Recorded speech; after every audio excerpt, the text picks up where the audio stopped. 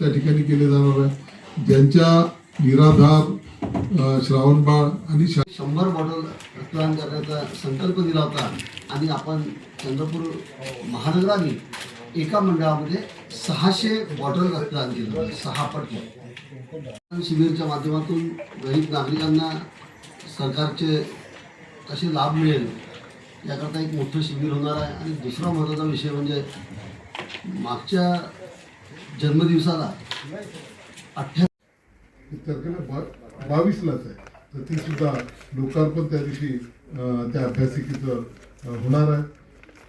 उत्कृष्ट खेळाडूंचा सत्काराचा कार्यक्रम एक घेतला जाणार आहे.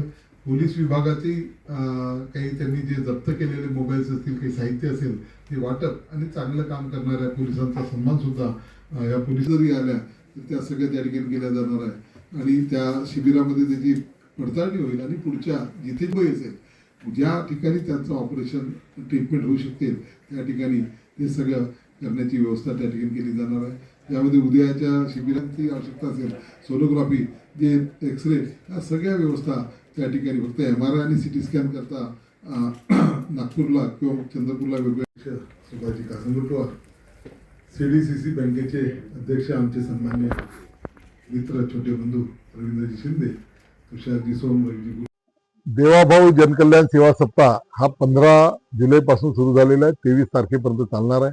ज्यामध्ये विविध समाज उपयोगी उपक्रम या ठिकाणी घेतले जाणार आहे. ज्यामध्ये 56 ठिकाणी रक्तदान शिबिर आयोजित केलेली आहे. 56 ठिकाणी योगा शिबिर आयोजित केलेली आहे. कमीत कमी 56 ठिकाणी वृक्षारोपणाचे कार्यक्रम होतील. आणि वेगवेगळ्या धार्मिक स्थळावर देवाभाऊंच्या आरोग्याकरता, महाराष्ट्राच्या संपन्नतेकरता त्या ठिकाणी सगळ्या धार्मिक स्थळावर पूजा अर्चना त्या ठिकाणी होणार आहे. यासोबतच उद्या सर्वात मोठं आरोग्य शिबिर भावनजीबाई चव्हाण शाळेमध्ये त्या ठिकाणी घेतलं जाणार आहे.